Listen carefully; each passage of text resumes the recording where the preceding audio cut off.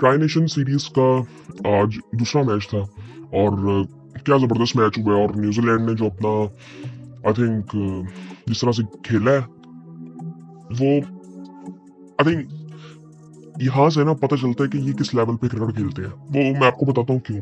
पहले हम score card देखते हैं, फिर उसके बाद मैं बात करता हूँ। आज सिर्फ ये बात नहीं है कि उन्होंने रन्स बनाए, विलियमसन ने सब कुछ, ये चीज नहीं है। उन्होंने पूरा गेम खेला किस तरह से है दोनों टीमों ने, मैं आपको बताता हूँ आज। सो बेसिकली साउथ अफ्रीका ने पहले बैटिंग की और अब साउथ अफ्रीका की ये मेन टीम नहीं है जो आज खेली है, फिर भी उन्होंने 304 रन बनाए पाकिस्तान में, लाहौर में, जो पाकिस्तान का होम ग्राउंड है। सो वहां पे आके बाहर से टीमें बेहतर खेल रही हैं। सो यार साउथ अफ्रीका की मेन टीम नहीं थी, उनकी आई थिंक कह सकते हैं कि बीसी टीम थी और मेन प्लेयर्स तो उनके सारे बाहर बैठे हुए थे। किसी हद तक कह सकते हैं कुछ प्लेयर्स न्यूजीलैंड के भी बाहर हैं, बट आई थिंक उनकी मेन टीम खेल रही है। लेकिन साउथ अफ्रीका की उस तरह से नहीं है, जिस तरह मिलर बाहर बैठा हुआ है अभी और क्लासन बाहर है। सो ये कुछ प्लेयर्स ऐसे हैं जो कि उनके बाहर बैठे हुए हैं। सो खैर साउथ अफ्रीका ने पहले बैटिंग की और उनमें एक डेब्यू होता है। चार प्लेयर्स ने आज डेब्यू किया और मैथ्यू ब्रिड्सकी उसने 150 रन बनाए डेब्यू पे 148 बॉलों पे, 11 चौके 5 छक्के उसने लगाए। बवुमा ने 20 रन बनाए। ओपनिंग पार्टनरशिप डिसेंट थी बट बवुमा जल्दी आउट हुए और जेसन स्मिथ ने फिर नीचे से 41 रन बनाए।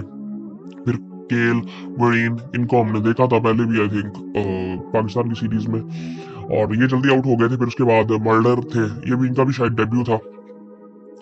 इन्होंने भी 64 रन बनाए 60 बॉलों पे, 1 छक्का 5 चौके लगाए, 18 एक्स्ट्रा थी। तो किसी तरह से 304 रन बना लिए साउथ अफ्रीका ने और डिसेंट था total. But I think bowling में उस तरह से एक्सपीरियंस नहीं था, जिसकी वजह से आई थिंक न्यूजीलैंड बहुत अच्छे तरीके से इसको चेज कर गई। न्यूजीलैंड की अगर बॉलिंग की बात की जाए तो हेनरी ने 10 ओवरों में 59 रन दिए, 2 आउट किए। विल रॉर्क ने 2 आउट किए, 72 रन दिए 10 ओवरों में। बेन सीयर्स ने 10 ओवरों में 65 रन दिए। मिचेल सेंटनर ने 10 ओवरों में 62 रन दिए और माइकल ब्रेसवेल ने 43 रन देकर 10 ओवरों में 1 आउट किया। सो अब ये न्यूजीलैंड की तरफ से भी कहा नहीं जा सकता कि बहुत अच्छी बॉलिंग की थी न्यूजीलैंड ने, उनको भी मार तो आई थिंक पड़ी है। लेकिन आई थिंक मुझे लगता है कि ये विकेटें बिल्कुल सीधी है ना यार, हमें इस पे ऐसे ही खेलना है। आपको 300 350 रन का कम से कम सोचना ही पड़ेगा यहाँ पे, अगर आपने यहाँ पे जीतना तो पाकिस्तान को भी ये चीज थोड़ी सी देखनी है। खैर फिर न्यूजीलैंड बैटिंग के लिए आता है और न्यूजीलैंड जबरदस्त स्टार्ट करता है। विलियम 19 रन बना के आउट हो जाता है, लेकिन उसके बाद डेविन कॉनवे आज खेल रहे थे सचिन रविंद्र की जगह पे।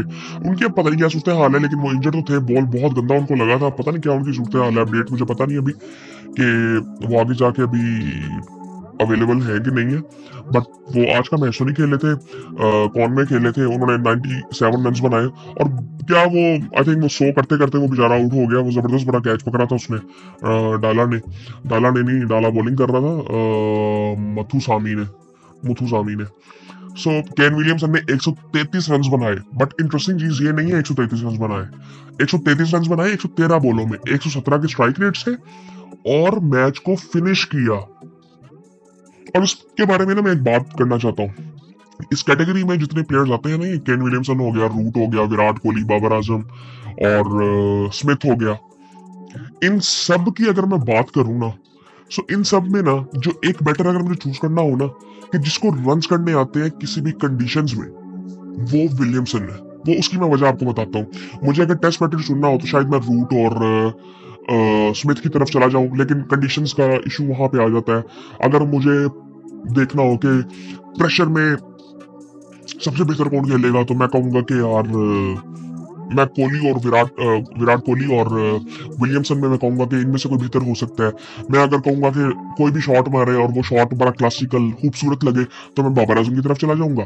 बट अगर मुझे चूज करना हो कि मैं सब कुछ साइड पे कर देता हूँ, कंडीशंस को भी साइड पे कर देता हूँ, फॉर्म को भी साइड पे कर देता हूँ, और मैं कहता हूँ कि एक बैट्समैन मुझे चुनना है कि जिसको पता हो, जो जल्दी से एनालिसिस करे कि मुझे यहाँ पे रन किस तरह से करने हैं, तो वो विलियमसन है।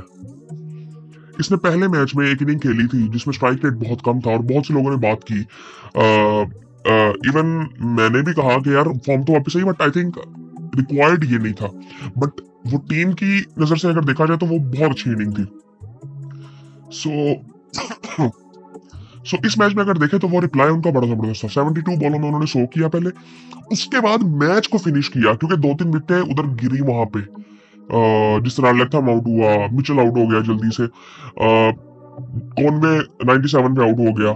सो वो वहां से उन्होंने मैच को फिनिश किया, 133 रन बनाए 113 बॉलों में। पहले उन्होंने 70 बॉलों में 100 रन बनाए थे, फिर आगे उन्होंने तकरीबन 50 बॉलें खेली और वो रिक्वायर्ड ही वो था ना, वो स्ट्राइक रेट ही उनका बेहतर था आई थिंक उस तरह से। आई थिंक 33-34 ओवरों में तो ये 235 पे खड़े हुए थे ये, और ये बड़े आराम से उसने फिर चेस किया। और जिस तरह से वो रन्स कर रहा था, जिस तरह की शॉट से खेलता है, जो इसकी शॉट सिलेक्शन है रन्स करने में कि यार मैं अगर फॉर्म में नहीं हूं तो मुझे रन्स किस तरह से करनी है, वो गेम अवेयरनेस, खुद की गेम को समझना, मुझे लगता है कि इससे बेहतर इस कैटेगरी में कोई नहीं है ऐसा। इस लिहाज से, इस एंगल से देखा जाए तो ये आई थिंक मेरे ख्याल से सबसे बेस्ट है। ये जिस तरह से मैंने पहले बताया ना, इस कैटेगरी में हर किसी की ना, ये जितने प्लेयर्स हैं ना 4-5, इन सब की अपनी अपनी खूबसूरती है, एक एक ताकत है। प्रेशर में कोहली होगा, टेस्ट, और टेस्ट में अगर मुझे देखना हो तो कंडीशंस को स्पेसिफिक देखते हुए मैं कहूंगा रूट, मैं रूट को फिर भी ऊपर रखूंगा। स्मिथ मैं कहूंगा अगर उसको रन्स करने हैं तो जब वो रन्स करता है वो लंबे रन्स करता है। फिर मैं अगर कहूंगा खूबसूरत शॉट्स, क्लासिकल लगे इनिंग्स, उस तरह से मैं भी कहूंगा कि बाबर ने बहुत कम इनिंग्स ऐसी कि जो कि I think match winning innings ऐसे लगी हो, है बहुत ज्यादा, बट ऐसे नजर नहीं आया जिस तरह विराट कोहली की नजर आया। अब फॉर एग्जाम्पल विराट कोहली के फेलियर्स बहुत ज्यादा है, बट केन विलियमसन के इवन फेलियर्स बहुत ज्यादा है। आज उन्होंने 100, आपको पता है पहला ये लास्ट टाइम 100 कब किया था ओडीआईज में? 2019 में। पिछले 5-6 सालों में उसने 100 नहीं किया था, किसी ने उसके बारे में बात नहीं की।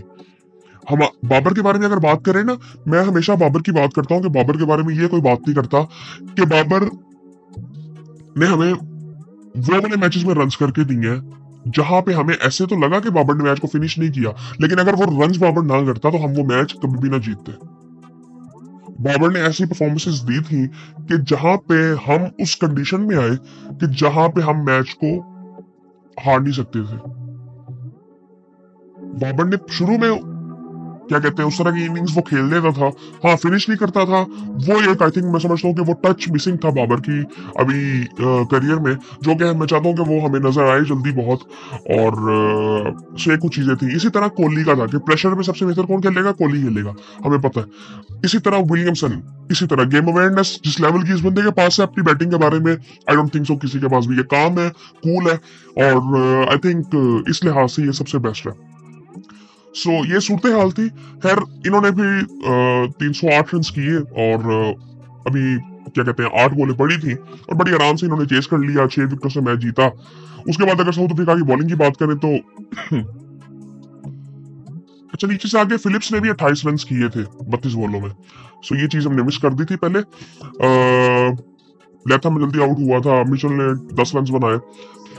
फिर साउथ अफ्रीका की बॉलिंग की अगर बात करें तो नगीडी ने 7 ओवरों में 54 रन दिए, कोई आउट नहीं किया। इकोनॉमी थोड़ी सी ऊपर थी, तकरीबन 7.25 की। बोश ने 33 रन बनाए। आई थिंक ये स्क्वाड में भी वापस आए हैं बोश, इथन बोश, आई थिंक वही है ना ये, आई थिंक ऑल जो थे वही आई थिंक। 7 ओवर में 33 रन इन्होंने दिए, एक आउट किया। और फिर उसके बाद अगर देखें तो मल्डर ने 6 ओवरों में 32 रन दिए, आउट कोई नहीं किया। डाला ने एक आउट किया 47 रन दे के 8 ओवरों में। मुथुसामी ने 50 रन दिए, तकरीबन 9 ओवरों में 2 आउट किए। और शमसी ने 9 ओवरों में 62 रन दिए। और पुंगवाना ने 3 ओवरों में 25 रन दिए। सो इस तरह से साउथ अफ्रीका ये मैच हार गई। सो ये सूरत हाल थी। और बाकी हम बात कर चुके हैं कि क्या था। बाकी इंशाल्लाह फिर आपसे बाद में मुलाकात होती है। और बस ये कुछ दिन रह गए हैं, फिर उसके बाद हम चैंपियंस ट्रॉफी के बारे में ही बात करेंगे। आई थिंक 12 को इंडिया का तीसरा मैच है और उसके बाद ये 2 मैचेस पड़े हैं, एक साउथ अफ्रीका पाकिस्तान का है और फिर एक फाइनल होगा। तो फिर देखते हैं कि आगे क्या होता है। फिर उसके बाद सिर्फ चैंपियंस ट्रॉफी की बातें होंगी और फिर उसके बाद पीएसएल आईपीएल भी है, तो वो उसमें भी चलता रहेगा। सो आई थिंक कुछ काम फिर उस वक्त ज्यादा हो जाएगा। तो फिर इंशाल्लाह आपसे बात होती है।